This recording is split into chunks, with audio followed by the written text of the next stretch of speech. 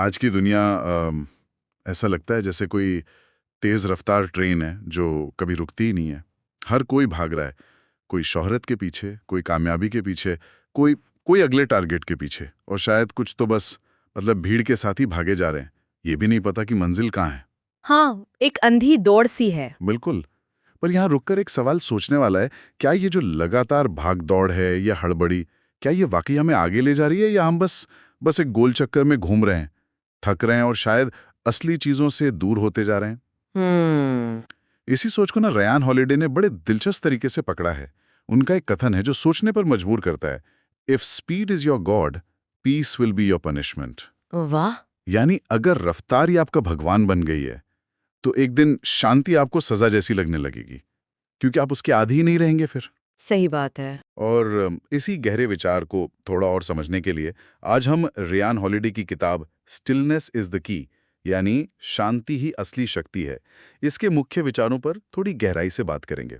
ये किताब हमें सिखाती है कि असली ताकत, असली कंट्रोल वो बाहर के शोर शराबे में नहीं है, वो तो अंदर की स्थिरता में है, शांति में। और देखिए, ये विषय आज के समय में कितना जरूरी हो गया है। हम एक ऐसे युग में जी रहे हैं जहां ध्यान भटकाने वाली चीजों की कोई कमी नहीं है। लगातार नोटिफिकेशंस बज रहे हैं, सोशल मीडिया का प्रेशर है, वो 24/7 न्यूज चलती रहती है। हाँ, हर तरफ से कुछ न कुछ आ रहा है। बिल्कुल। ऐसे में ये स्थिरता, या जिसे हम शांति कह रहे हैं, इसको समझना सिर्फ कोई फिलॉसफी की बात नहीं रह गई है। ये तो एक, आप कह सकती हैं, बुनियादी जरूरत बन गई है हमारे मानसिक और भावनात्मक स्वास्थ्य के लिए। और ये समझना जरूरी है कि ये सिर्फ बाहरी शांति नहीं है, ये एक अंदर की अवस्था है। बिल्कुल जैसे वो कहते हैं ना, तूफान का नजारा।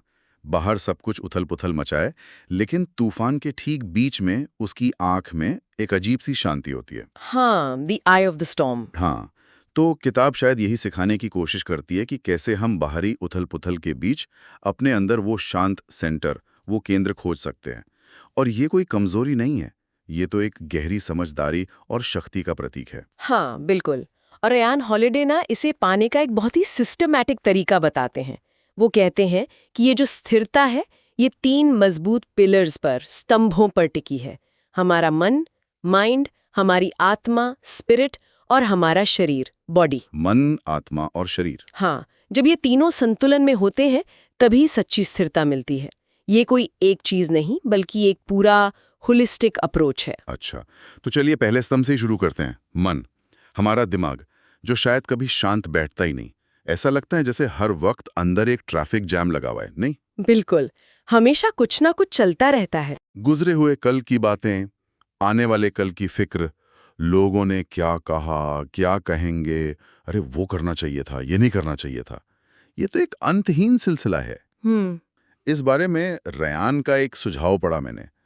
Empty your mind and truth will find its way in. मतलब अपने मन को खाली करो और सच्चाई खुद ब खुद अपना रास्ता बना लेगी। सुनने में तो बड़ा आसान लगता है ये, हाँ, सुनने में। पर असल में मन को खाली करने का मतलब क्या है? क्या ये कि सोचना बंद कर दें? ये तो मुमकिन नहीं लगता। नहीं, बिल्कुल नहीं। मन खाली करने का मतलब ये नहीं कि आप विचारों को जबरदस्ती रोक दें। वो तो लगभग नामुमकिन है। इसका मतलब है, विचारों के उस अनियंत्रित बहाव से, उस शोर से थोड़ी दूरी बनाना। किताब इस बात पर जोर देती है कि आज के दौर में, जहां हमें लगातार कुछ करते रहो, बिजी रहो, इसके लिए उकसाया जाता है, वहीं कभी-कभी सबसे जरूरी काम होता है कुछ ना करना। कुछ ना करना। हाँ, बस शांति से बैठना, अपनी सांसों पर ध्यान देना, अपने विचारों को जैसे आप एक दर्शक हों वैसे देखना, बिना उनसे उलझे, बिना उन्हें सही गलत ठहराए। अच्छा, ये सचेत अवलोकन वाली बात, मतलब हम विचारों के ट्रैफिक में फंसे ड्राइवर ना बने, बल्कि किनारे खड़े होकर उस ट्रैफिक को देखें। बिल्कुल सही पकड़ा आपने। इसे आप माइंडफुलनेस कह सकते हैं, या बस एक शांत अवलोकन।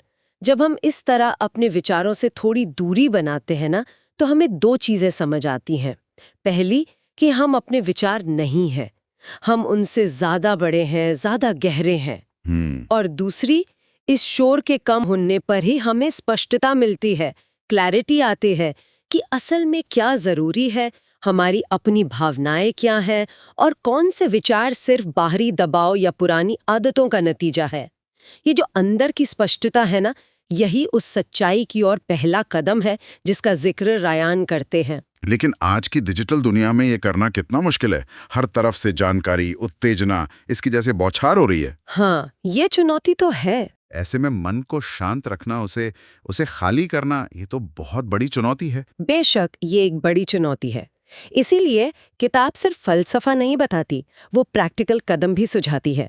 जैसे जर्नलिंग करना, अपने विचारों को कागज पर उतारना, ये उन्हें सिर से निकालने का एक अच्छा तरीका हो सकता है। अच्छा, लिख लेना। हाँ, या फिर दिन में कुछ समय सिर्फ सोचने के लिए अलग रख देना, बजाय इसके कि वो विचार पूरे दिन आप पर हावी रहें। टेक्नोलॉजी से थोड़ा ब्रेक लेना, नियमित रूप से प्रकृति में समय बिताना, ये सब तरीके हैं मन के शोर को कम करने के। लेकिन हाँ, ये अभ्यास मांगता है। ये एक स्किल है जिसे धीरे धीरे विकसित करना पड़ता है। ठीक है, तो मन को साधना, उसके शोर को कम करना, ये हुआ पहला स्तंभ। अब आते हैं दूसरे स्तंभ पर, आत्मा, स्पिरिट। यहाँ बात उन चीजों को स्वीकार करने की है जो हमारे वश में नहीं है। ये शायद सबसे मुश्किल कामों में से एक है, नहीं? हाँ, ये वाकई गहरा है और अक्सर मुश्किल भी लगता है। जीवन में ऐसी कितनी सारी चीजें हैं जिन पर हमारा कोई कंट्रोल नहीं होता।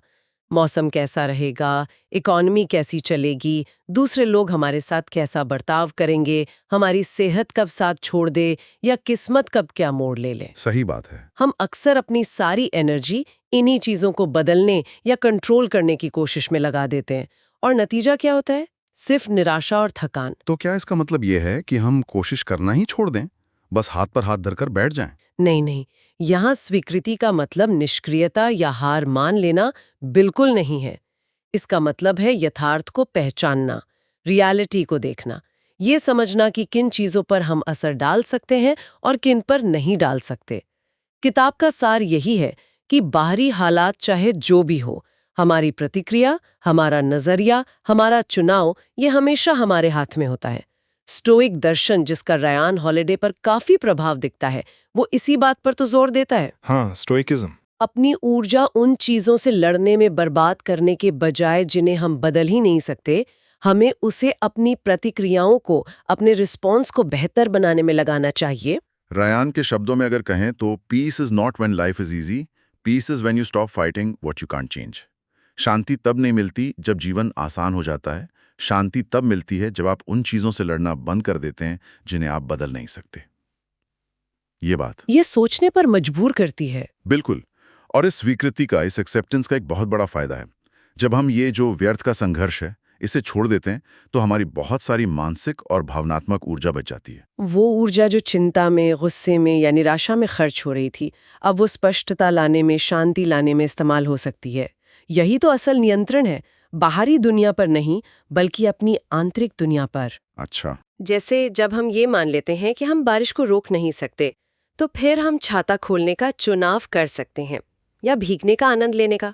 चुनाव हमेशा हमारा होता है। ये स्वीकृति और नियंत्रण के बीच का जो कनेक्शन है, ये वाकई बहुत महत्वपूर्ण है। यानी जिसे बदल नहीं सकते, उसे स्वीकार करने से ही हमें वो मानसिक शांति और स्पष्टता मिलती है, जिससे हम उन चीजों पर बेहतर ध्यान दे पाते हैं जिन्हें हम वाकई बदल सकते हैं। बिल्कुल, एग्जैक्टली। ये हमें फालतू की लड़ाइयों से बचाता है और हमारी एनर्जी को सही दिशा में लगाता है। ये हमारी आत्मा को मजबूत करता है, उसे बाहरी झटकों से लड़ने की ताकत देता है। मन की शांति और आत्मा की स्वीकृति के बाद अब बात करते हैं तीसरे और आखिरी स्तंभ की, शरीर, बॉडी। यहाँ रयान हॉलिडे एक बहुत ही आम धारणा को चुनौती देते हैं। हम अक्सर मानते हैं कि ज्यादा घंटे काम करना, लगातार भागते रहना, कम सोना, यही सफलता की निशानी है। वो हसल कल्चर जिसे कहते हैं। हाँ, और ये धारणा तो बहुत गहरी जड़ें जमा चुकी है आजकल। ग्राइंड करते रहो। हाँ बिल्कुल, लेकिन किताब हमें याद दिलाती है कि शरीर और मन, ये दोनों जुड़े हुए हैं। अगर हमारा शरीर थका हुआ है, हमने ठीक से आराम नहीं किया है, सही खाया पिया नहीं है, तो हमारा मन कभी भी शांत और स्पष्ट नहीं हो सकता। आप खुद सोचिए, थके हुए शरीर के साथ फोकस करना, सही फैसले लेना, कुछ नया सोचना, ये सब कितना मुश्किल हो जाता है। हाँ, चिड़चिड़ापन बढ़ जाता है। बिल्कुल। रयान हॉलिडे का वो कथन यहाँ याद आता है, rest is not laziness, it's preparation. यानी आराम करना आलस्य नहीं है, ये तो तैयारी है अगली चुनौती के लिए, अगले काम के लिए। लेकिन इसे अमल में लाना कितना मुश्किल है, खासकर जब समाज लगातार और ज्यादा करो और तेज भागों का दबाव डालता है। ये सच है। समाज अक्सर आराम को कमजोरी समझता है या टालमटोल, लेकिन विज्ञान भी यही कहता है और अनुभव भी कि शारीरिक आराम और देखभाल ये परफॉर्मेंस के लिए जरूरी है, अनिवार्य है। और यहाँ सिर्फ रात की नींद की बात नहीं हो रही है। अच्छा, और क्या? इसमें दिन के बीच में छोटे छोटे ब्रेक लेना, छुट्टी लेना, अपनी कोई हॉबी या खेल कूद में समय लगाना, थोड़ा प्रकृति में टहलना, ये सब शामिल हैं। ये वो समय होता है जब हमारा दिमाग अनजाने में ही सही चीजों को प्रोसेस करता है, नए कनेक्शंस बनाता है और तरोताजा होता है। तो क्या इसका मतलब ये है कि हमें धीमा पड़ना चाहिए? क्या ये हमारी प्रोग्रेस को रोक नहीं देगा? देखिए, यहाँ धीमा पड़ने का मतलब रुक जाना नहीं है। इसका मतलब है एक सही गति से चलना, सस्टेनेबल पेस पर, ना कि अंधाधुंध भागना। कई बार जानबूझकर थोड़ा धीमे चलना हमें ज्यादा दूर तक ले जाता है। जैसे नियमित व्यायाम शरीर को थकाता जरूर है, लेकिन लंबे समय में ये हमें ज्यादा एनर्जी और स्टेमिना देता है। हाँ, ये तो है। अच्छी नींद हमें कुछ घंटों के लिए शायद अनुत्पादक बना दे, लेकिन जागने पर हमारी प्रोडक्टिविटी और क्लैरिटी कई गुना बढ़ जाती है। तो शारीरिक देखभाल एक तरह का निवेश है, खर्चा नहीं। और ये बात भी है कि जब शरीर थका होता है तो हम ज्यादा इरिटेटेड होते हैं, ज्यादा नेगेटिव सोचते हैं और उन बाहरी चीजों पर भी ज्यादा बुरी तरह रिएक्ट करते हैं। यानी शरीर का सीधा असर मन और आत्मा पर भी पड़ता है। आपने बिल्कुल सही पकड़ा। ये तीनों स्तंभ, मन, आत्मा और शरीर, ये अलग अलग नहीं है। ये एक दूसरे से बहुत गहरे जुड़े हुए हैं। एक शांत मन आत्मा को स्वीकृति की ओर ले जाने में मदद करता है। एक स्वीकृत आत्मा शरीर की जरूरतों को समझने और उनका सम्मान करने में मदद करती है।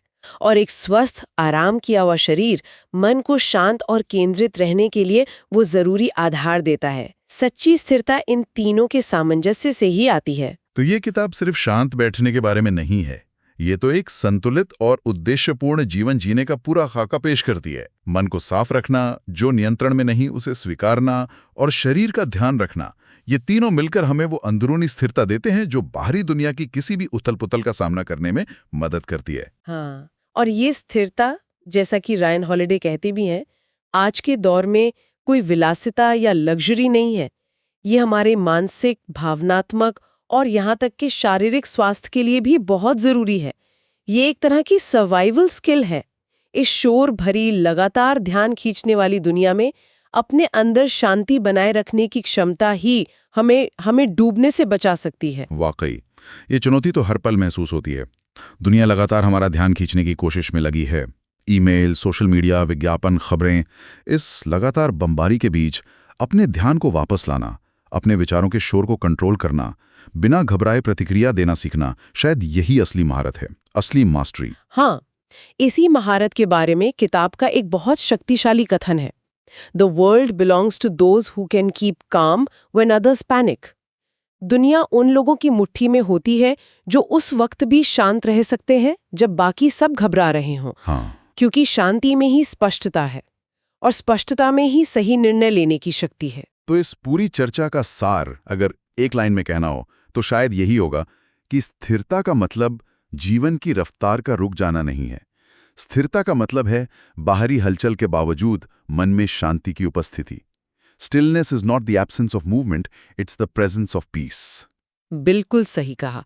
और इस चर्चा के अंत में श्रोताओं के लिए एक छोटा सा व्यवहारिक विचार छोड़ना चाहूंगी, जिसे वो अपनी रोजमर्रा की जिंदगी में इस्तेमाल करके देख सकते हैं।